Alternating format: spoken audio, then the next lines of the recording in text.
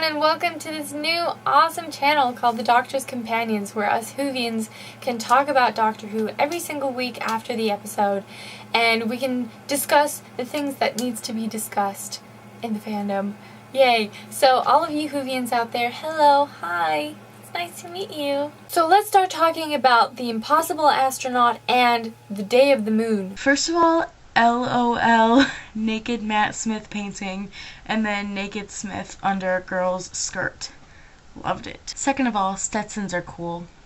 That beginning part, like the first 20 minutes, just like, what is going on here? So the Impossible Astronaut starts off with the Doctor dying. He gets shot in the chest by someone in a spacesuit. A lot of people said that they thought that scene was very sad and emotional. I don't really understand that because, I mean, it's gonna end with him not dying that way anyway, because that would make Matt Smith the last Doctor, and that would be terrifying.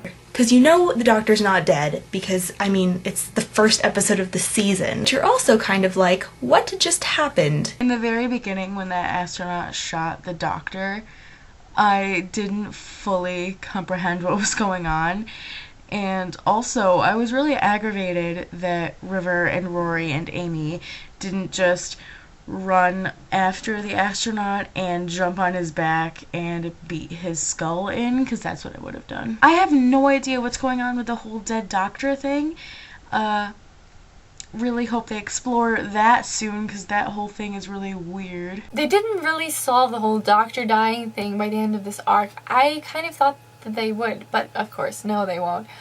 So it'll probably continue on throughout the series, and the climax, the season finale, will be all about that probably. And I'm hoping we get to find out who this little girl is, and who's in the spacesuit, and how do they save the Doctor. I'm dying to know. I don't really have any theories. I usually don't have theories. I just watch the show and enjoy it, because my theories kind of suck. Who keeps like amazing me with their like new monsters they have every like season. It's just like, the Weeping Angels frightened me like to death. So scary. And I thought there was just nothing that could top that level of like frightening. But the silence has totally topped the Weeping Angels. I would rather be running from a Weeping Angel than be running from the silence. How creepy is it to see a monster, be completely frightened by them, and then the second you look away you forget you ever saw them, forget everything about them. Amazing. The Silents are great new antagonists, and they're really, really creepy, but I really, really like them. And I think the whole you only remember them while you're looking at them thing is really, really cool. And it leaves some interesting loopholes. The other thing I love about Doctor Who is that the writers are always like, you know, grabbing things from previous episodes and making them into the current ones. Like, we go all the way back to Prisoner Zero, saying, you know, I was running from the silence. It's like the silence is everywhere. And it's just so cool that they're like integrated into like so many past episodes that way, and I just love that. I do enjoy the little slights on America in this so far, like Canton saying welcome to America and then shooting the silence. There's lots of guns in this first two episodes. I was surprised by that. It does make you wonder though how easy things would be if the Doctor was just into shooting things, which I'm glad he's not, but it's just kind of funny. Like, River shoots 8 of them dead. It's like, why didn't we do that before? As we all know, both the Impossible Astronaut and the Day of the Moon were shot in America. That's how I say it. And it felt so strange seeing them in that setting. I mean, they have been in America before, but this time they were actually in America. I have to say I love the attention to detail, particularly in the Oval Office. They have made everything so, not only how the Oval Office is today, but how it was then for Nixon's time, because it's changed. For the BBC to come over and do this very British show in an American setting, it's very just attention to detail. It's very exciting, and I loved it. Although I have to admit, some of those American accents were a little bit funny. It felt like I was watching a completely different show. I don't know if I'm the only one who feels this way, but I feel like Doctor Who has really, really changed this series. And I don't mean it in the way that everyone's saying that it's so much more darker now. I actually thought that David Tennant's run on the show was very dark, and it still felt very Doctor Who-y. And now it feels more like an American TV show.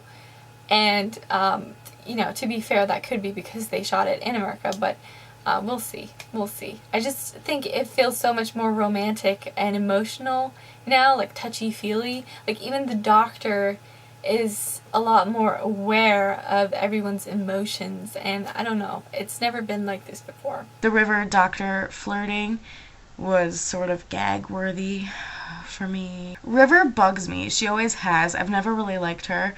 I feel like she's too in-your-face and too abrasive, and it's almost like she's trying too hard to be like that. I've never really liked River's song until now. Before I was kind of annoyed because I've always liked Rose and the Doctor, and so seeing him with anyone else has kind of filled me with rage. But, I really am starting to like her, especially in these 2 episodes. I think it's because she explained that she's going in the opposite direction. I can't speak. And so we're going to see her getting younger and younger, and knowing less and less about the Doctor, and she's heading for David Tennant and the Silence in the Library, and that is so fascinating. I hadn't even thought of that before. So does that mean that they're going to change the actress that plays River Song soon? That'll be fun to see, and I'm actually looking forward to seeing her in more episodes now. I did sympathize with her when she started to talk about how she and the Doctor are going in opposite directions. I thought that was really sad, especially because she does clearly care about him. It's interesting that we also found out in the first episode that River met the Doctor when she was very young, and the Doctor knew everything about her. And one day she'll meet the Doctor and she won't know him at all. And so it's just very sad. Their love story is incredibly tragic. She's a fascinating element to the show. And it was actually heartbreaking when they kissed, and for the Doctor it was their first kiss, and he was all awkward and hilarious. And for her, it was their last kiss ever, and she realized that, and she looked so sad, and I just felt for her. And yeah, I like River Song now. I do. Oh, and let's not forget that Amy told the Doctor she was pregnant, but it turns out, false alarm. Maybe?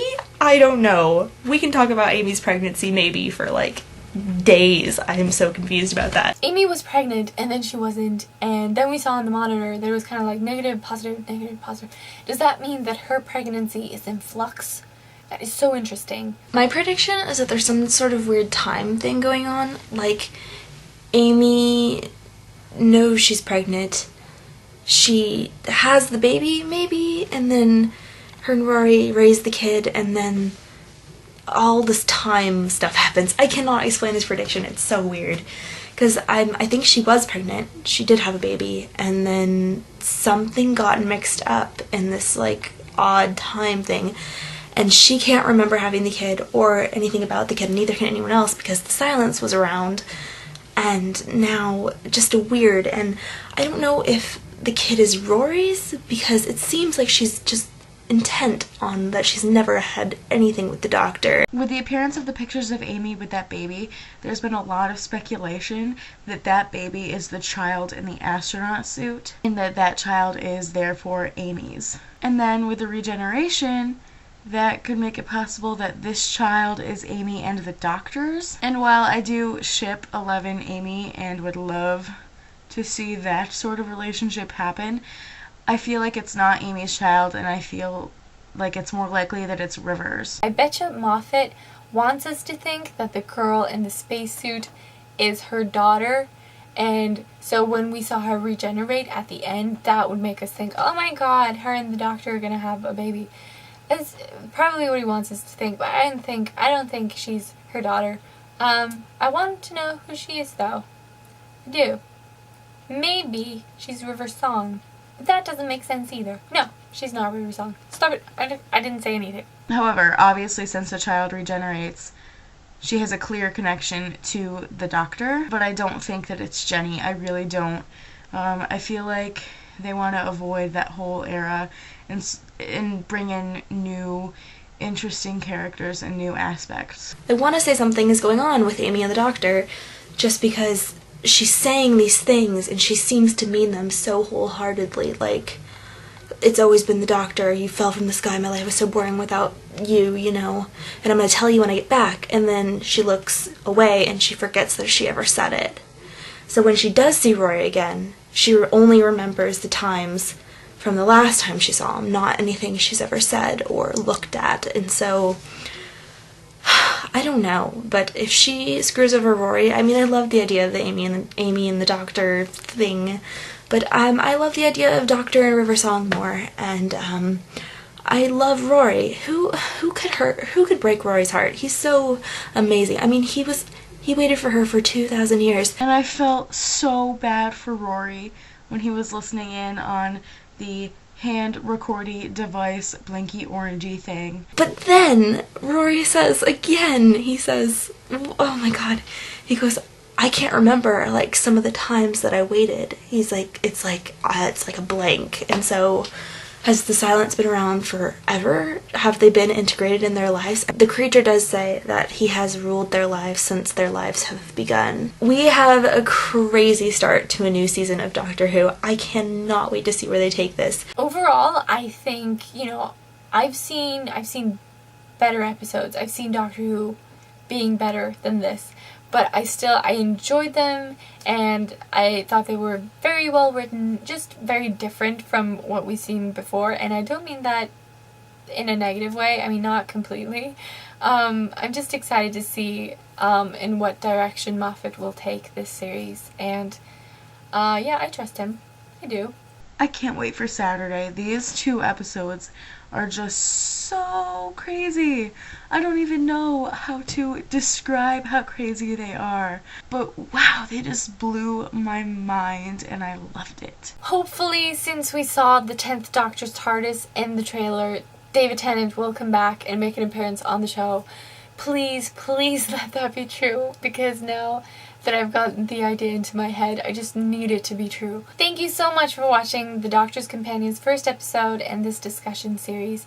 We hope to see you all again next week when we'll be discussing mermaids and pirates and the Doctor, and it'll probably be epic. That will be interesting to discuss after this huge weird thing. It's like they're kind of, you know, taking a step back and doing something different, which is nice. And hopefully soon on this channel we'll be introducing ourselves. Sorry we haven't. We just needed to talk about those episodes so bad because wow. So don't forget to subscribe, and we'll see you all next week. Bye!